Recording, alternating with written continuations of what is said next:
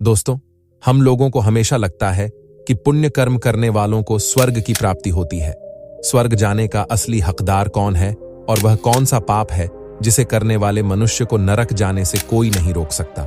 आज एक प्राचीन कहानी के माध्यम हम आपको बताने का प्रयास करेंगे कि पूजा पाठ, दान धर्म, जब तब आदि प्रकार के लाखों पुण्य और के काम करने के बाद भी कुछ मनुष्य नरक में ही क्यों जाते हैं तथा अत्यधिक घोर पाप करने पर भी कुछ मनुष्य स्वर्ग की प्राप्ति किस पुण्य के कारण मिलती है। ऐसा वह कौन सा पुण्य है जो मनुष्य के लाखों पापों का नाश करता है, और पुण्य को ऐसा वह कौन सा पाप है जो उसके नष्ट कर डालता है।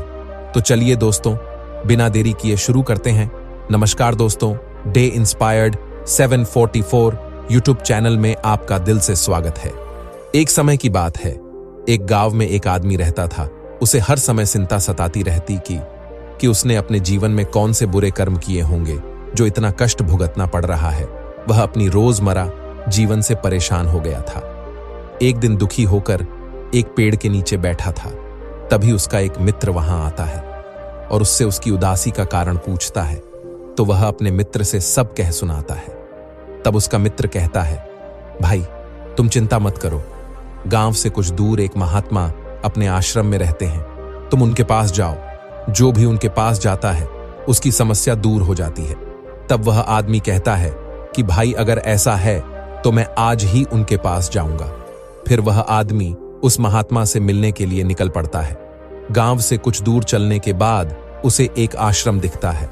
वह आश्रम में जाकर महात्मा को प्रणाम करता है और अपनी समस्या उन्हें बताता है देवर्षि महाराज, कुछ मनुष्य पाप करने पर भी स्वर्ग में क्यों जाते हैं और कुछ मनुष्य को पुण्य करने के बावजूद भी नरक क्यों जाना पड़ता है? ऐसा वह कौन सा पाप है जो सभी पुण्य को नष्ट कर डालता है, और वह कौन सा है जो समस्त पापों को भस्म कर डालता है? तब महात्मा मुस्कुराए और कहते हैं, भंते, आज तुमने संसार के कल्याण हेतु उत्तम प्रश्न किया है।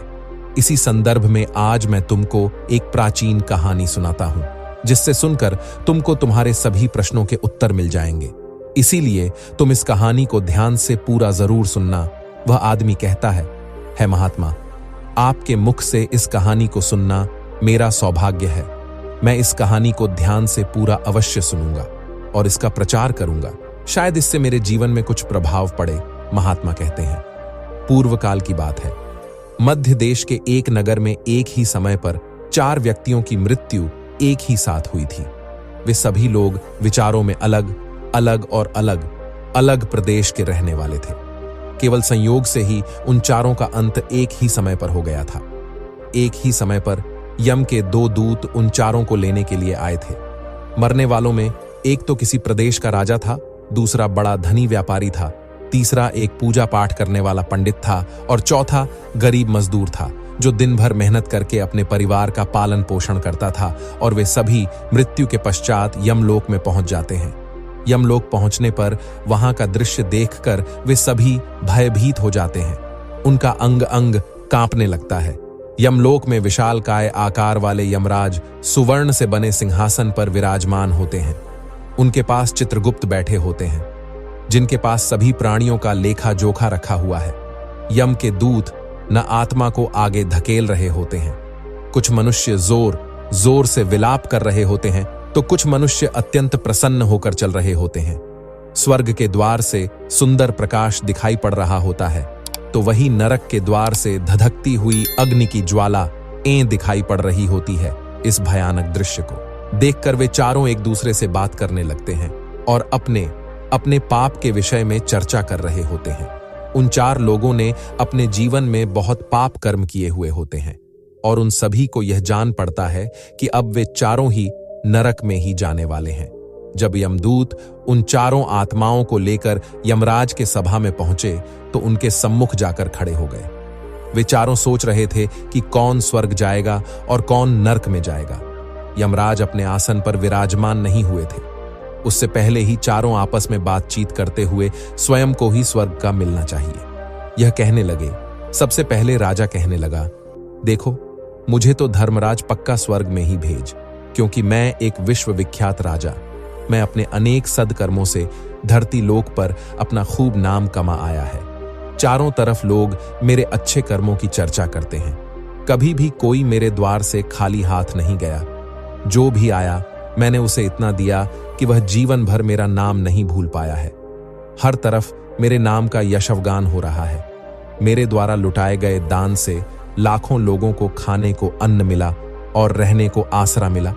इसलिए मेरे कर्मों को देखते हुए धर्मराज मुझे पक्का ही स्वर्ग में भेजेंगे। राजा की बात सुनकर वह धनी व्यापारी हंस पड़ा और बोलने लगा, तुम तीनों तो इतने बड़े पापी हो कि तुम लोगों को नरक में जाना ही पड़ेगा। तुम लोगों ने गौर पाप किए हैं और इसीलिए यमराज तुम लोगों को कभी माफ नहीं करेंगे। यहां पर मौजूद मैं अकेला ही सबसे अधिक पुण्यवान हूं। मैंने अपने जीवन में बहुत पूजा पाठ किया है, ब्राह्मणों को दान दक्षिणा दी है, मैंने मृत्यु से पूर्व गाय का दान भी किया है और अब मेरे सभी पुत्र पौत्र मेरी आत्मा की मुक्ति के लिए बड़े कार्यक्रम का आयोजन कर रहे हैं।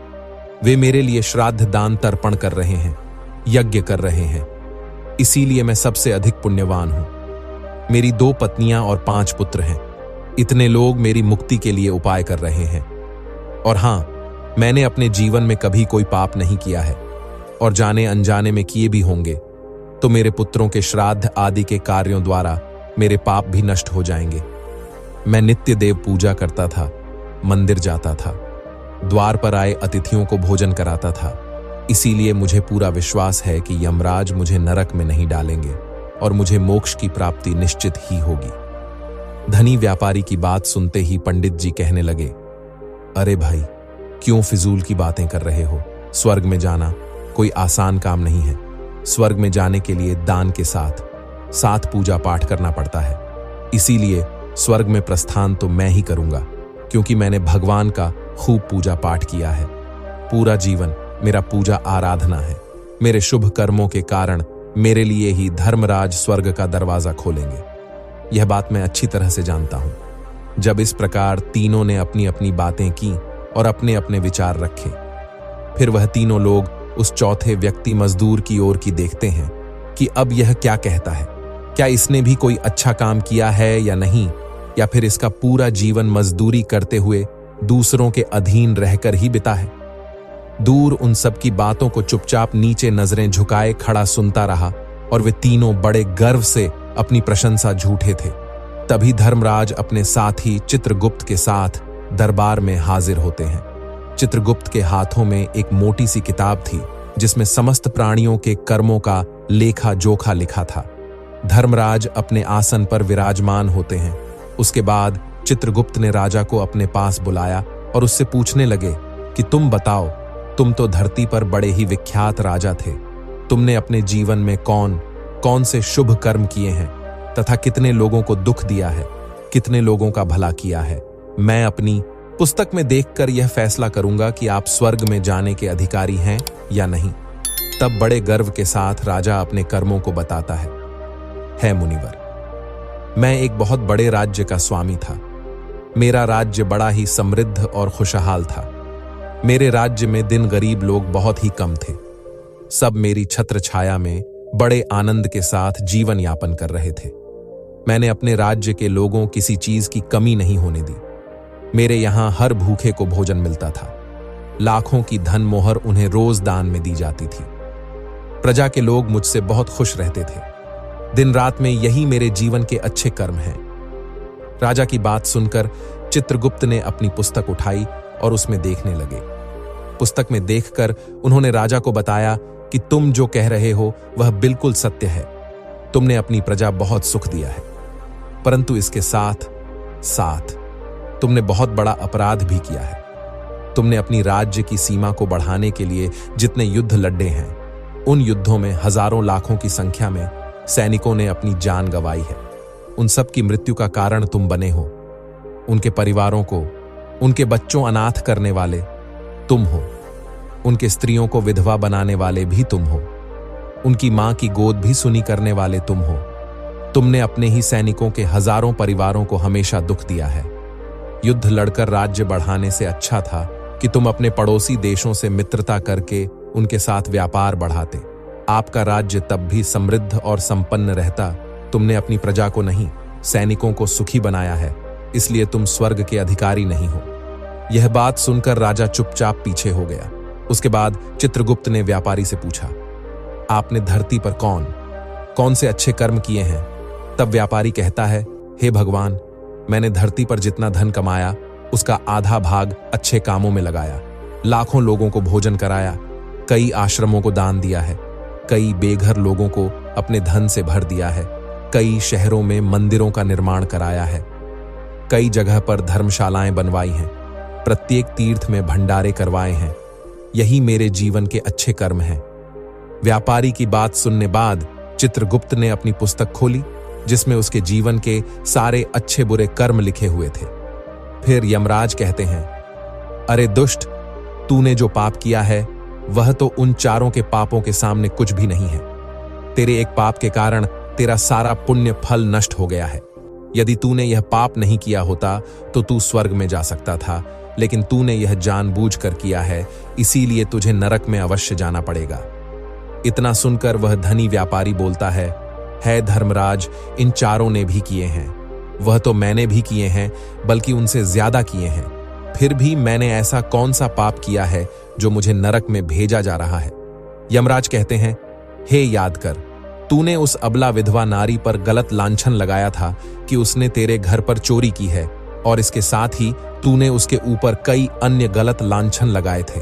उसे व्यभिचारिणी और वेश्या कहकर उसके चरित्र का हनन किया है, और राजा ने उसे सत्य समझकर उस अबला विधवा नारी को मृत्यु दंड दे दिया था।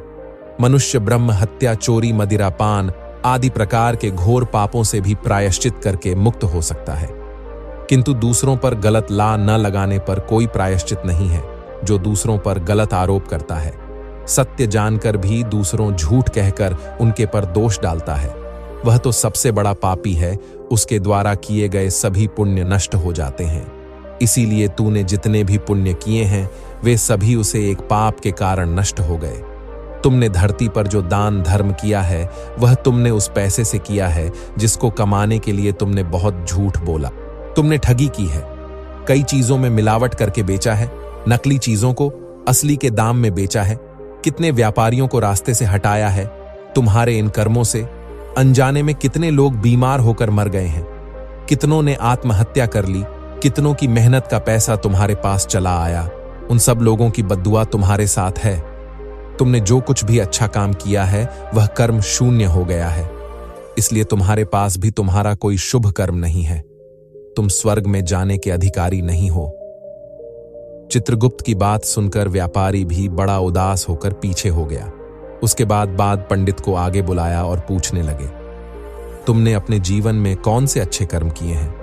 तब पंडित जी कहते हैं, मुनिवर, मेरा पुण्य यह है कि मैंने हजारों लोगों को ज्ञान दिया है, हजारों यज्ञों के अनुष्ठान को संपन्न कराया है, हजारों के घरों में पूजा पाठ कराया है, दिन रात मैंने ईश्वर का जप तप किया है, हजारों कन्याओं का विवाह कराया है, लाखों पिंड दान श्राद्ध कराए हैं, अनगिनत लोगों को मार्गदर्शन किया है। इससे ज्यादा शुभ कर्म और क्या हो सकता है? तब चित्रगुप्त अपनी पुस्तक में देखकर बताते हैं, हे पंडित महाराज, आपका कहना सत्य है। आपने वास्तव में हजारों लोगों को ज्ञान दिया है, लेकिन उस ज्ञान पर स्वयं कभी अमल नहीं किया। आपने सैकड़ों यज्ञ पूजा अनुष्ठान कराए, पर उसको निस्वार्थ भाव से किया गया। कोई कर्म नहीं था। तुम हमेशा से धन के लालची रहे हो, इसलिए तुम स्वर्ग में जाने के अधिकारी नहीं हो। अब वह पंडित जी भी उदास होते हुए पीछे हो गए। अब बचा केवल मजदूर, वह मजदूर। यह सब देखकर बड़ा हैरान था कि अब तक वह जिनको इतना महान समझ रहा था उनमें से कोई भी स्वर्ग का अधिकारी नहीं रहा। तो मैं कैसे स्वर्ग में जा सकता हूं? मुझे तो स्वर्ग की कल्पना भी नहीं करनी चाहिए, क्योंकि मैं तो कभी पूजा पाठ, जब तब या दान करने के लायक भी नहीं था। तो शुभ कर्म कहां से करता? मैं तो मेहनत मजदूरी करके सारे जीवन अपने परिवार का भरण पोषण करता रहा। वह मजदूर यह सब बातें सोच ही रहा था। इतने में ही चित्रगुप्त ने उसे भी आवा लगा दी और उससे पूछा, किंतु वह मजदूर तो पहले से ही कहने लगा, भगवान, मैंने धरती पर एक गरीब के घर में जन्म लिया था। दान हवन पूजा पाठ करने के मैं लायक ही नहीं था, तो मैं शुभ कर्म कहां से करता? मैं तो अपने परिवार का पालन पोषण बड़ी मुश्किल से करता था। मैं जानता हूं भगवान कि मैं स्वर्ग में जाने का अधिकारी नहीं हूं। मैं धरती पर भी नर्क भोगा है और आगे भी नर्क में ही जाने की हैसियत है। किंतु हे प्रभु, यहां पर भी मेरी एक इच्छा है। मैं स्वर्ग में तो नहीं जा पाऊंगा, लेकिन मैं एक बार स्वर्ग को अपनी आंखों को झपका कर देखना चाहता हूं। इससे अधिक मेरी कोई इच्छा नहीं है, क्योंकि मैंने ऐसा कोई कर्म नहीं किया है जो कुछ देर के लिए ही मुझे स्वर्ग में पहुंचा दे। मजदूरी के बाद लोगों की सेवा के लिए मेरे पास समय नहीं बच पाता था। बचा हुआ समय मैं अपने बूढ़े माँ बाप की सेवा में लगा देता था। उनके लिए उन्हें खिलाता पिलाता, उनके वस्त्र बदलता, यही मेरी दिनचर्या थी। मुझे तो मंदिर में जाने का भी अवसर नहीं मिलता था। मजदूर की बात सुनकर चित्रगुप्त ने अपनी पुस्तक में देखकर पूछा, हे मानव, तुम ध्यान से सोचकर बताओ कि तुमने कभी तो कोई शुभ कर्म किया होगा। तब मजदूर अपने पूरे जीवन के घटनाक्रम को याद करता है। तब उसे याद आता है कि एक बार उसे बहुत तेज भूख लगी थी। वह रोटी खाने के लिए बैठा ही था, कितने में वहां एक बहुत ही कमजोर बीमार कुत्ता टहल हुआ आ गया, जो ठीक से चल भी नहीं पाता था। वह आकर मेरे सामने बैठ गया और मेरी रोटी की ओर गौर से देखने लगा। मैं समझ गया कि वह कुत्ता बहुत भूखा है।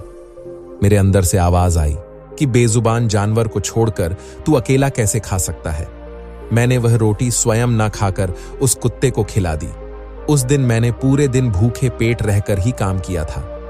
मजदूर नाग चित्रगुप्त मुस्कुराए और उसका हाथ पकड़कर बड़े सम्मान के साथ उसे स्वर्ग में लेकर गए और बोले, वास्तव में आप ही स्वर्ग में रहने के अधिकारी हो। प्राणियों पर दया दिखाना ही सबसे बड़ा शुभ कर्म है। मनुष्य जो भी कर्म निस्वार्थ भाव से करता, वास्तव में उसका ही उसे सबसे बड़ा पुण्य मिलता है। निस्वार्थ भाव से किया गया जन कल्याण के लिए एक छोटे से छोटा काम भी आपके सैकड़ों पापों को नष्ट कर देता है। लोगों से लालच, मोह और स्वार्थ के वशीभूत होकर किया गया शुभ कर्म भी फलदायी नहीं होता है। इसलिए ध्यान रहे, जीवन में अच्छे कर्म अच्छी भावना के साथ करना चाहिए। ऐसा नहीं होना चाहिए कि आपने किसी से धन छीनकर या चुराकर कर्म में लगा दिया हो। वह धन आपने किसी से गलत करके लिया हो और बाद में उसी धन को दान पुण्य में जाने से नहीं उभर सकता। दोस्तों, स्वर्ग में वही व्यक्ति जाता है जिसने निष्काम निस्वार्थ भाव से प्राणियों की सेवा की हो। भले ही उसने जीवन में एक पैसा भी दान ना किया हो, पर वह जिस लायक था, अपनी सामर्थ्य के अनुसार उसने निस्वार्थ भाव से जो भी काम है वही उसकी मुक्ति का रास्ता तय करता है। तो दोस्तों, आशा करते हैं आपको यह कहानी अवश्य ही अच्छी लगी होगी। तो दोस्तों, कैसी लगी आपको यह कहानी, आप हमें कमेंट सेक्शन में जरूर बताना, और अच्छी लगी हो तो इस चैनल को सब्सक्राइब जरूर कर लेना। तो चलिए मिलते हैं ऐसी ही कोई नई कहानी में। तब तक के लिए अपना ख्याल रखिए। धन्यवाद।